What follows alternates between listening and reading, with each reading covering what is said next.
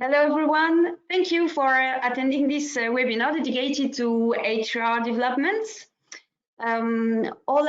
Just a reminder that all your webcam and microphones are switched off, but you can interact with us thanks to the chat, and I would be glad to share all your comments, questions, thoughts during the webinar.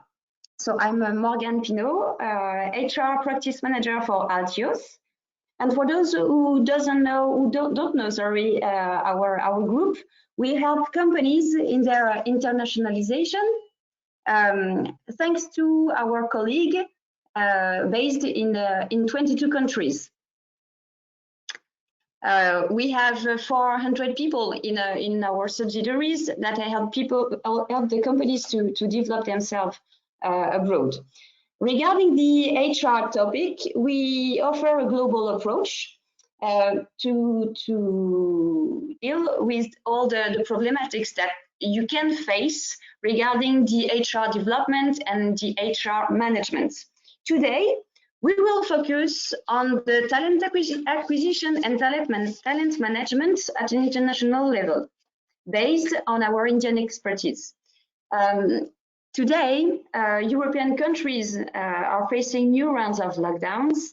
Borders are still closed, even though 60% of SMEs, French SMEs, are willing to continue their development at the international level. Becoming more local, that means that companies want to hire and manage native people based in their targeted markets, which can be quite a challenge when you don't really know what are the differences and the difficulties you may face. So to guide us today, I'm pleased to introduce you two speakers, Madhav Rainatapan, Managing Director for ALTIOS India, and Deepmala Datta, HR Consultant for M&V, our partner in India's experts in recruitment and corporate services management. So, Deepmala, the floor is yours, and I'll let you present your company. Thank you so much. Good morning, everybody. Bonjour.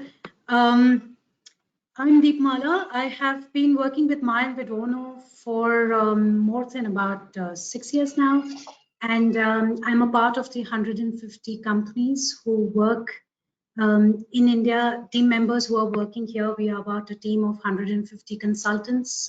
We are present over 3 locations in India. And of course, with partners with ALTIOS, we are present across the globe. We have our competence office in Europe, Japan. We specialize in supporting a lot of international companies who work in India, and we manage the back offices. We provide them consulting services in various functions. A short overview of my company's profile is right on the screen now. Yeah, so that's about Mayan Vidono. Thank you. Next slide, please.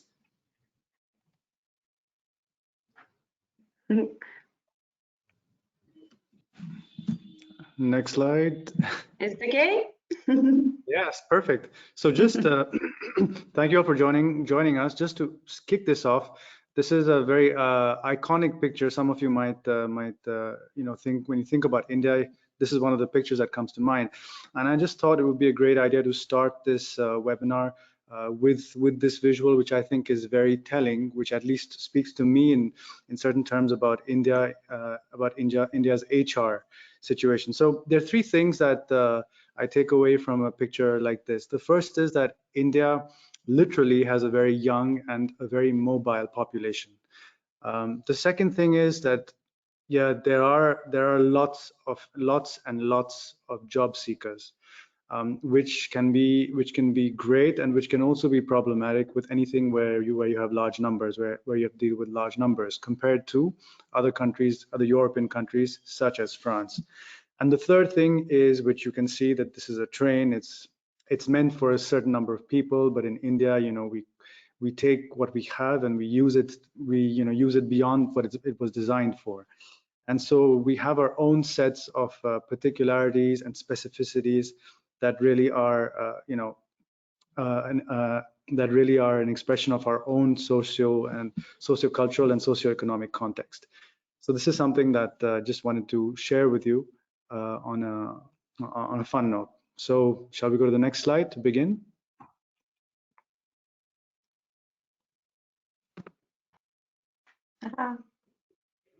Sorry for the time. Yeah. Okay for you? There we go. Thank you. So what we did was, so I'm going to be sharing my experience of working with a lot of European companies who are working in India, who are present in India, or who are entering into India. And I've tried putting down some learnings through all of my 6-8 years of working with European companies. So there's something very distinct that happens when you're hiring in India. And first, before that, let me just make a comparison of, just to set a little bit of context of where I'm coming from. So if I just look at French way of hiring, or when you're in France and you're hiring talent, there's a more or less very, it's an employer market, it's highly structured, you know exactly how, what to offer, you know, what kind of contracts to make, whereas in India, it's more of an employees market. So let's just take some examples. For example, if there are employment contracts in France, you would typically have a contract that's either open-ended or a fixed-term contract. In India, mostly employment contracting is open-ended. And when you hire an employee, you have the person contractually with you until he retires. So anything between 56 to 60 years, that's the term of an employment contract. Having said that, things do have made some changes. I mean, with certain restrictions, with certain compliances, you can look at consultants or freelancers, but it's very rare and few. Mostly it's open-ended. Let's look at another employment clause that's confirmation. So if you were to hire in France, you're going to be looking at a very fixed term confirmations, 6 to 8 months of a probation period before you confirm an employee. In India, a standard practice, it is not mandated by law, but a standard practice is anything between 3 to 6 months of probation, but really it's more of a practice than a law. If I look at another term which I mostly get is about non-compete. Non-compete as a clause is highly enforceable in France.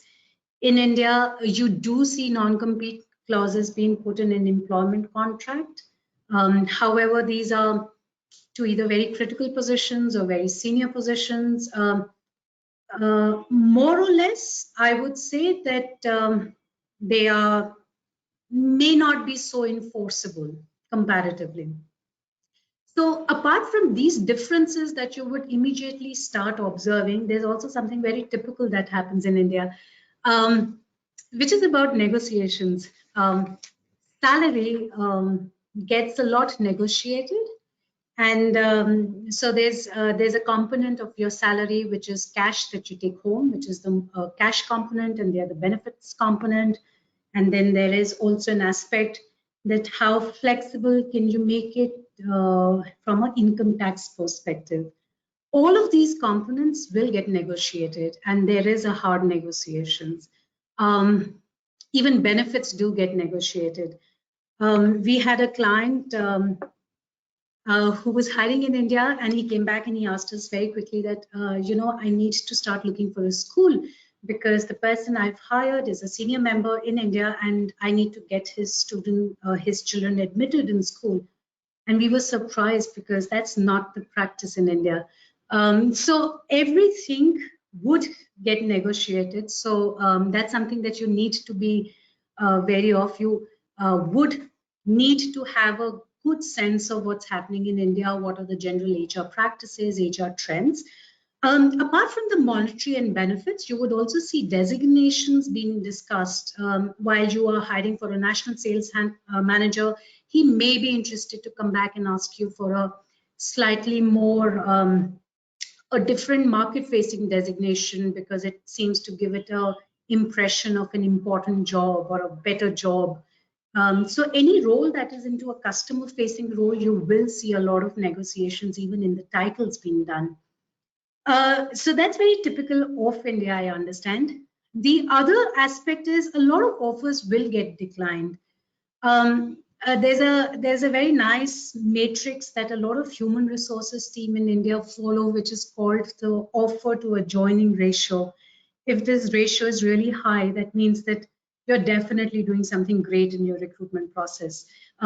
Typically, I have seen about 60 to 70% of companies don't hire to the first person they have, or the first selected candidate, or the top priority, because your organization's offer may not be the only offer the candidate has. So that's also very typical of hiring in India.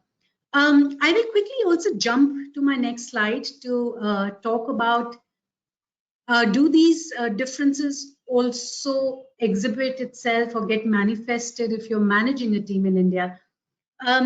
So I would say yes, more or less. It's there are a lot of comparisons you could do. So if you were managing a team in your home country, you would see there are certain standard or global practices that you can apply and manage your teams through it. In comparison to India, you would definitely need your global practices, but they need to get adapted to Indian cultural needs or local sensibilities. For example, there's a law that defines how many earned leaves you will take, and I would imagine that this is no different than in France. In comparison, you would have about anything between 35 to 40 days off in a year.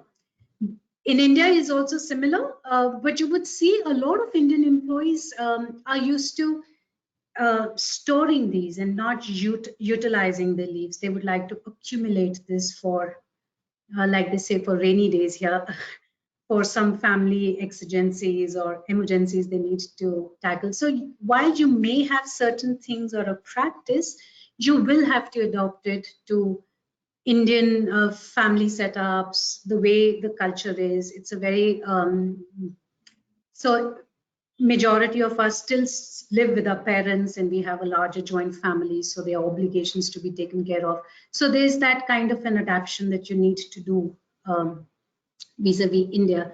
So it's how do you say it? It's simple may complicate. It's simple but a bit complicated, where it's easy to understand that what do you need to do in India, but it may also set you off in a wrong foot if you're not establishing that through a period of time. So very simple that you would need to spend a lot of time with your Indian colleagues. You would have to spend time to build relationships, to build consensus, to understand what kind of obligations or formalities are they dealing with. For example, a lot of our clients come back and ask us, my employee said yes, but the work still didn't get done. So you would have to spend a lot of time understanding that yes is really not an agreement. It is actually a springboard to start a conversation towards agreement. So that's very colloquial. I would say, yeah, okay, I understand. But that doesn't really mean I have agreed to what you have to say, but it opens the door for me to discuss this and converse with you further. So these are little complicated nuances, but it's very fairly simple to put a structure that helps you manage Indian teams very effectively. And with my next slide, I would quickly tell you what were the quick things that we could do if you were starting in India. So these are my top 4 or 5 things that I always tell companies who are entering into India. Make a thorough preparation. Who do you want to hire? For example, Indian, it is perceived to have a hierarchical way of working, and that's true. There are 2 aspects of hierarchies. One is a structure. One is how do you structure your team? Would you have your managers reporting to somebody in India or outside of India? Would you have 3 independent roles reporting to somebody else out of India, or do you want to consolidate these 3 roles to report to somebody senior in India? So from hierarchy perspective, I will touch upon the organizational structure you want to create, as well as just a bit of understanding that every hierarchy will have a nuance that it will play. So if you have too many hierarchical layers, if you're starting new in India, you would experience where employees have to look up to somebody to make decision making, who would need some approval or protocols to be followed.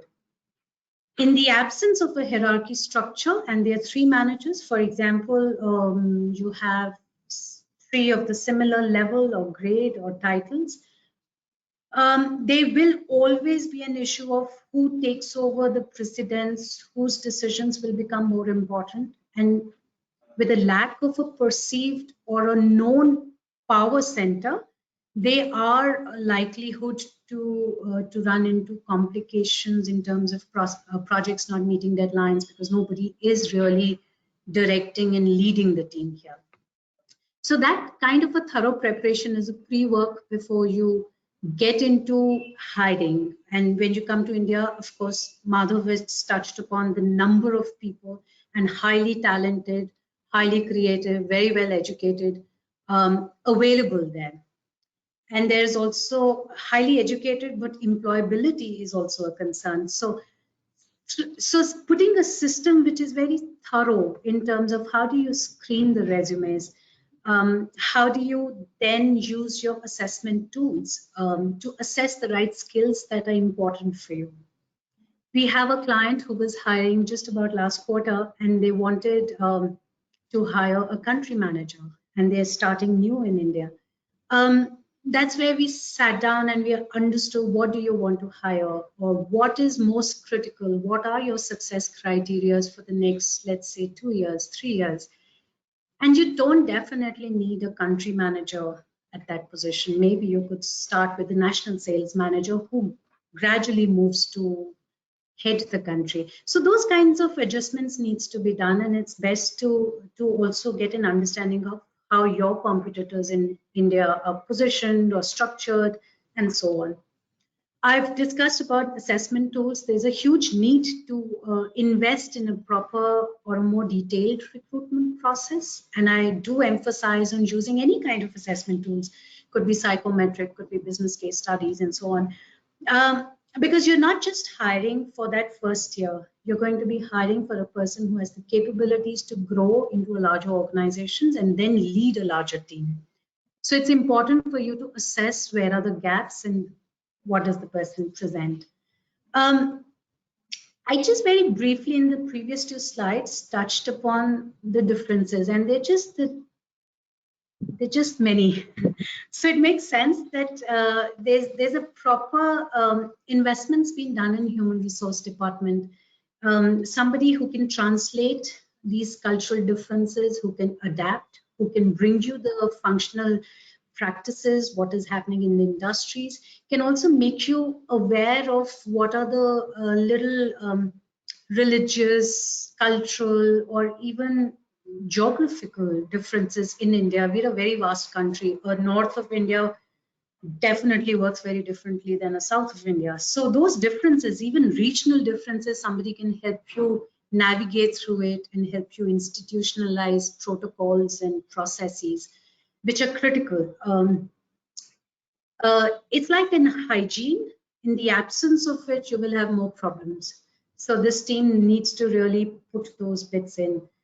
I have emphasized on the fact of having to spend time to talk to your team members and to build that relationship in.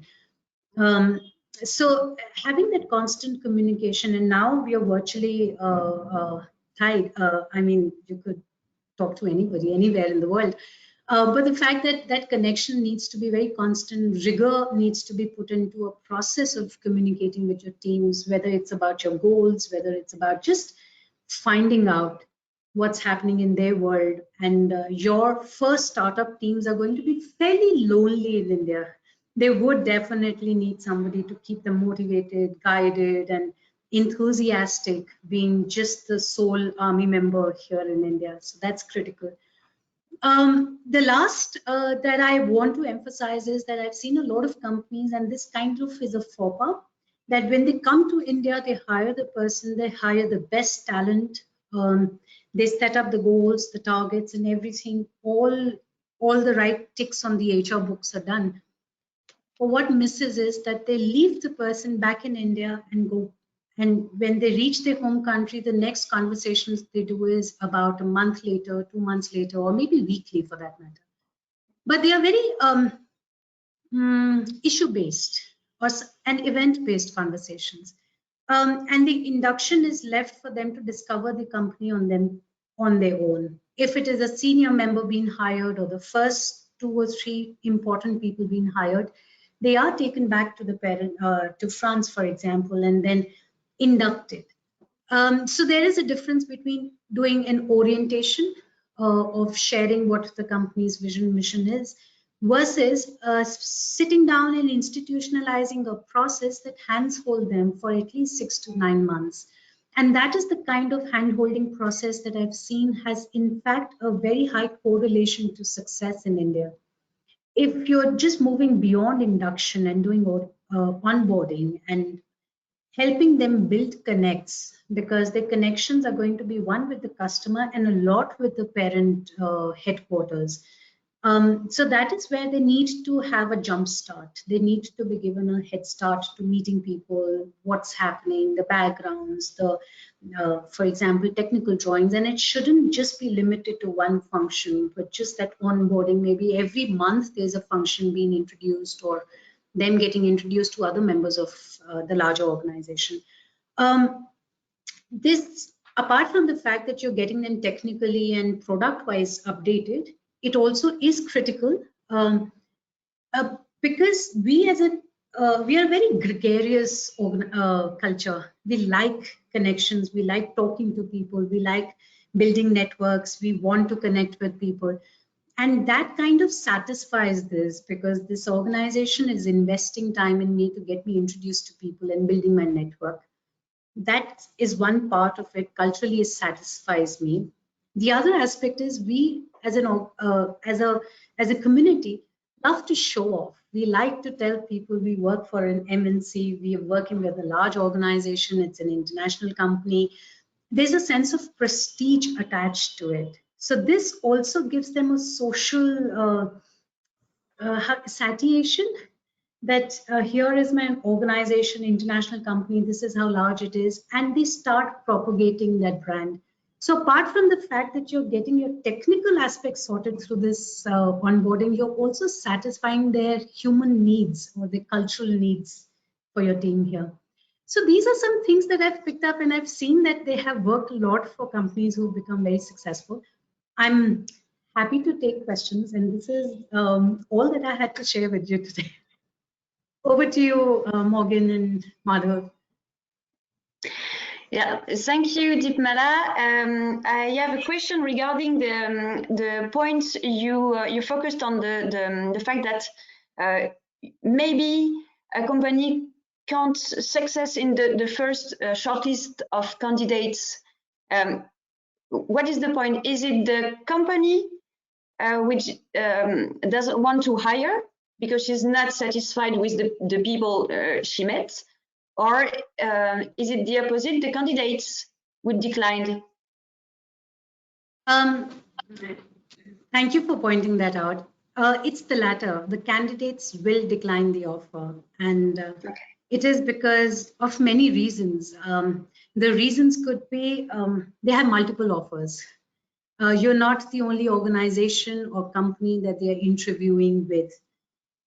In my experience, any candidate interviews minimum with 3 or 4 companies before he decides or he or she decides which organization to join. So it's options are too large. Second, money is the other factor. For a very small amount, I've also seen candidates refuse offers. So these are the top reasons.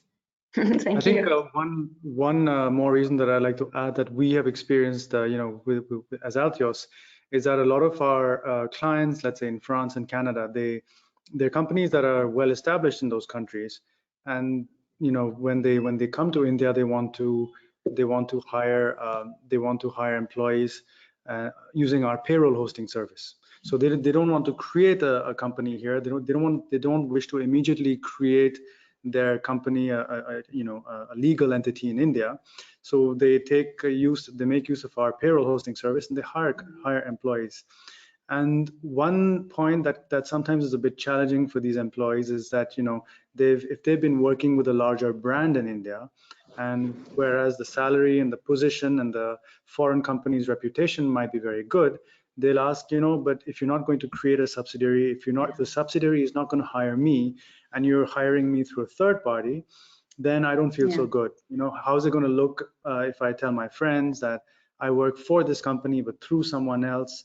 You might be a great company in France or Canada, but you don't have a presence in India. And if you're just hiring one person, then sometimes it'll be a little more difficult to get the right person. So those are some. We don't have those challenges too often, but once in a while these do come up, and they are very valid reasons. As Deepmala was saying, it's not just about getting the right candidate on paper, but you have to really make them feel that they're proud of us being associated with your company, and that's something that's very real over here. Thank you. I have another question. Usually, what is the kind of turnover in India? People stay in the company for 2 years. What is the global rate, normal rate? It's an interesting question. And I've seen different kind of trends. So interestingly, about a year and a half back, we had done a survey. We did a research with a lot of European companies who have subsidiaries in India or who are working in India. And we asked them what is the typical challenge that they face. Apart from recruiting, retention was the second biggest challenge they face. And they stated they were spending approximately 70% of the managerial time just convincing people to stay back. So attrition is a real concern. It is a challenge that a lot of companies face, and not just European, even Indian organizations do face that. In the last year, the numbers have drastically come down, but it's also because of COVID. But keeping this outlier out, I would say companies do struggle between annualized rate of anything between a 12 to a 13 to 15% of turnover, employee turnover attrition. And if they are into software or IT, the numbers are much, much higher. It seems it's a funnel turned upside down, so it's much higher. Okay. Would you want to add something, Madhav, to this? Yes, I wanted to say that in our experience, at least, a lot. I mean, for most people, employee attrition depends on a number of factors, not least remuneration or better job offers. But one thing that I think is important that we've seen in our experience in India is that communication, as you pointed out, Deepmala, is something that's very important. Communication, employee engagement, and recognition. Because quite often when our clients hire employees in India, it's a very small team. It's a very small team. They're far away from the mother company. Even with ALTIOS, for example, we are a company of French heritage, but most of the company is spread out across the globe. So it's very important to us to keep meeting, to keep talking, to feel like we're part of something bigger. And I think a lot of the reason is that when that is missed, when that communication is missed, and the employee is just stuck in their job, and even though they might do that really well, then they will start looking, because I mean, like today in any modern job market, people are of course opportunistic and looking out for a better deal, but they are to a large extent also very loyal if they are recognized and if there's constant engagement with them. Thank you. And another questions regarding the termination of contracts. What is the rule? How a French company can stop the contract, or on the opposite, how an Indian can quit the company?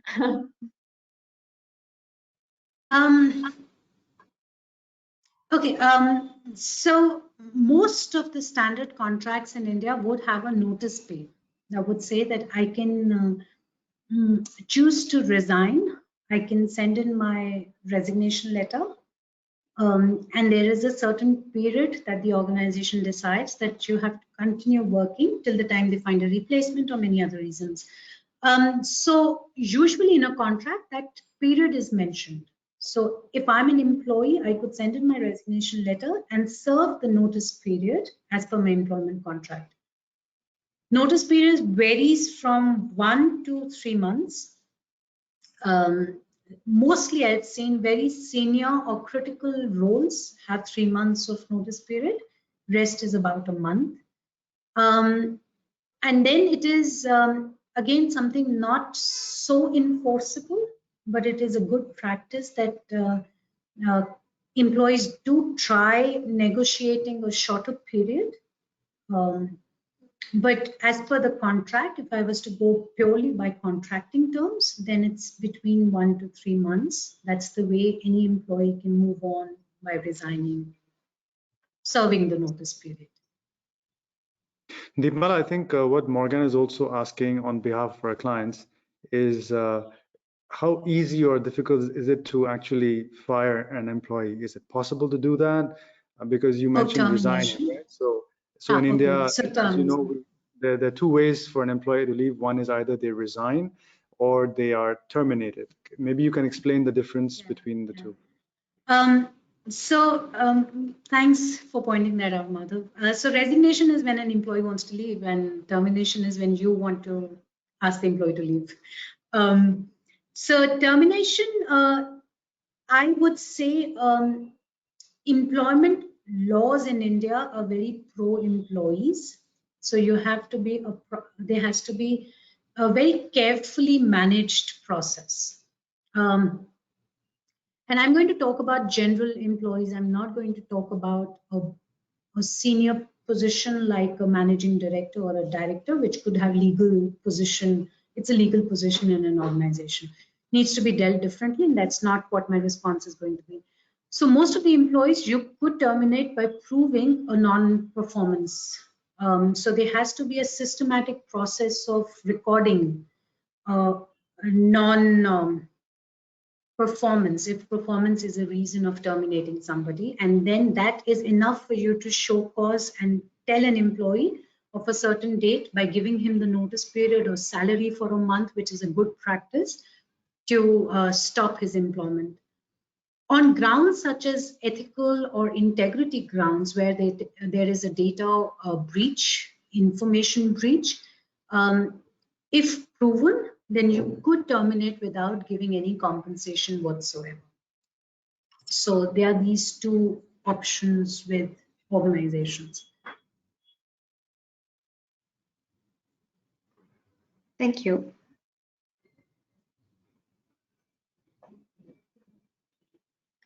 So we may wait for several questions.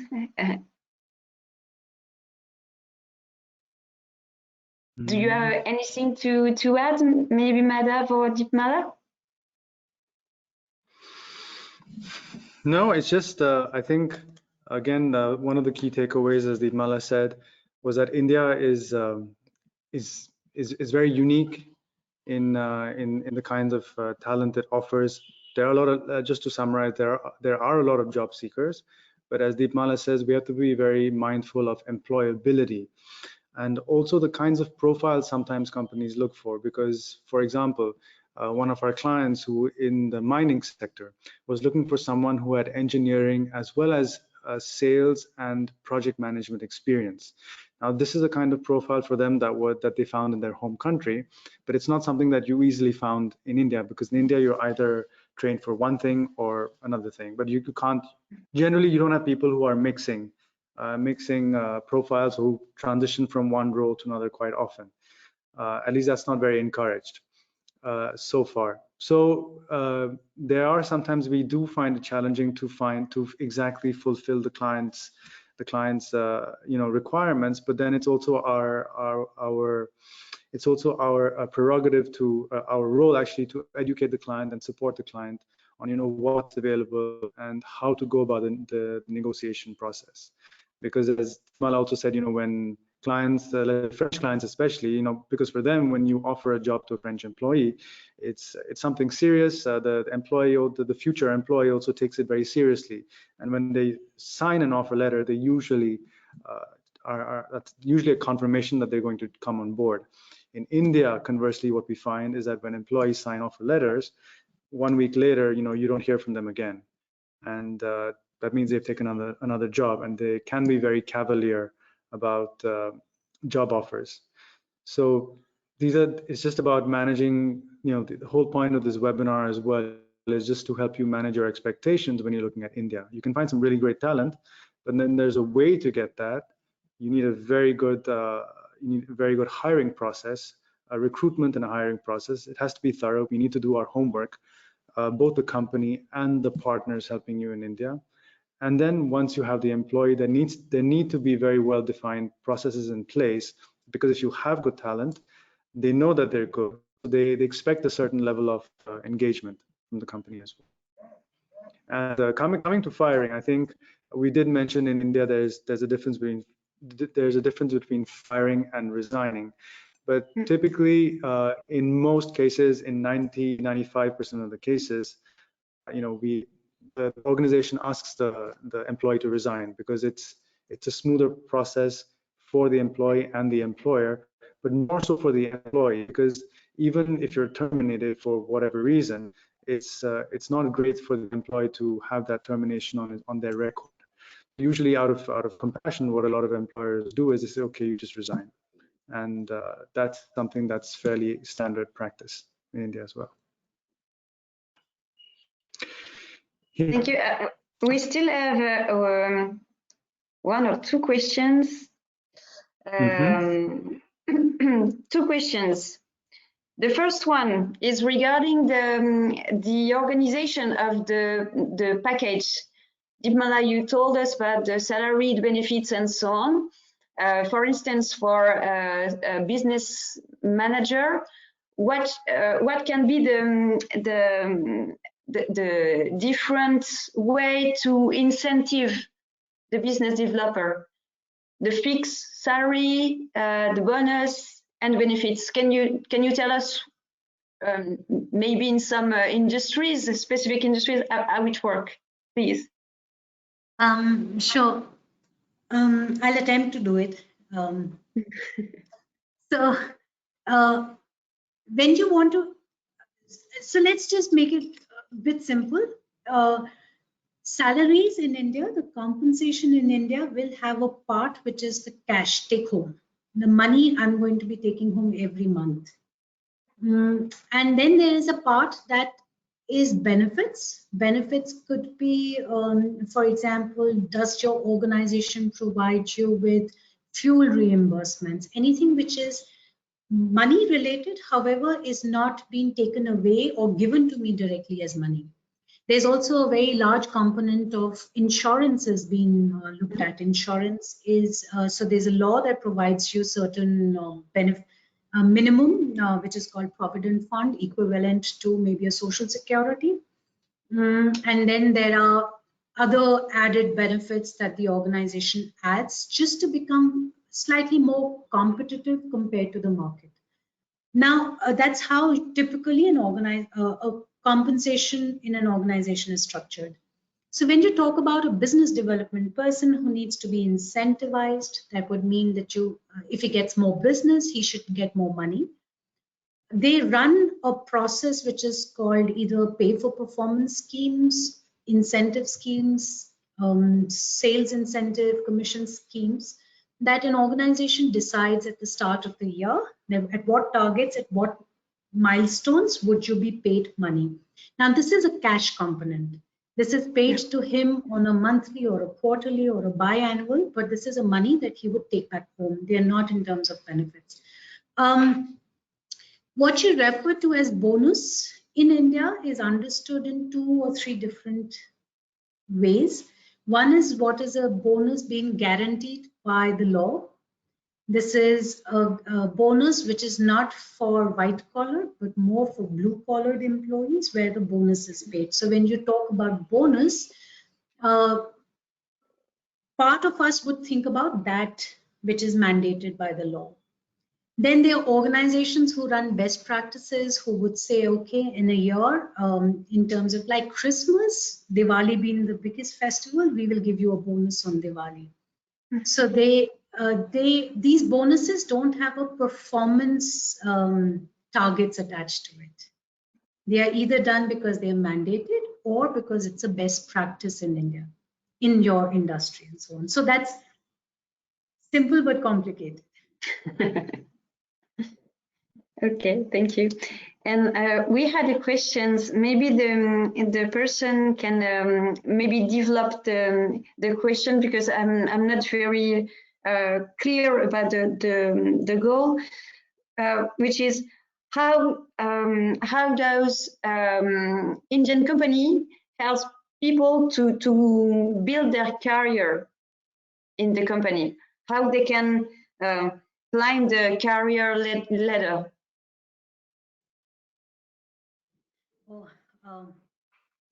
Okay, so it does need a lot of, I mean, I'd like to understand the question better, but just of what you've said, I'll try responding it in 2 manners. One, if you're making investments, so if this organization is asking about career development, then I'm very happy, because here they are doing the right steps to think about engaging with the employees. In career development, nothing like it. So those investments are absolutely much appreciated, liked by teams in India.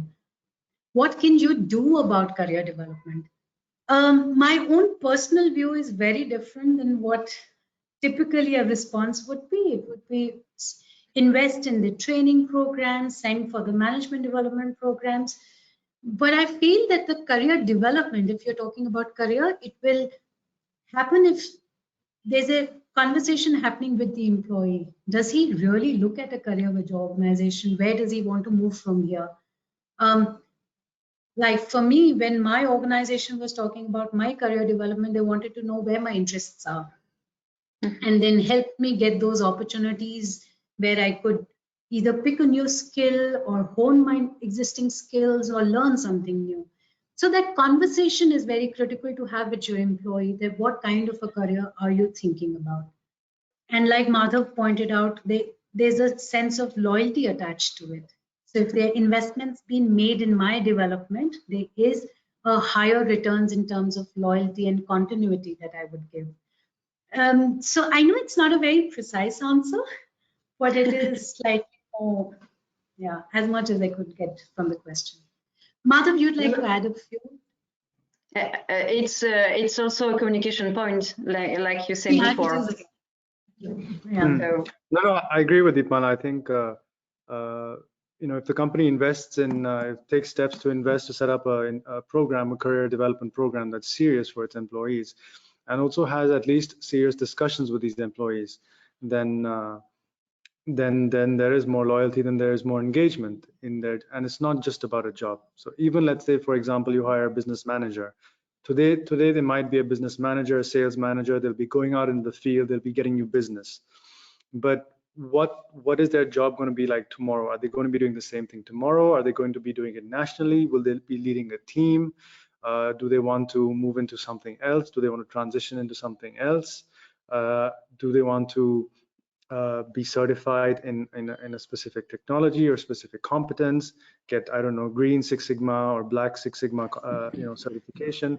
So I think if you work with at least with your key employees, who you identify as your key employees, I think it's really worth setting out, having that career discussion and setting out a career development plan for these people.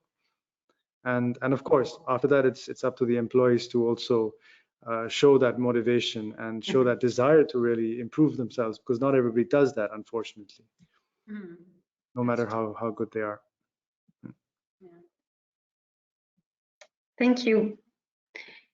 So we don't have any questions.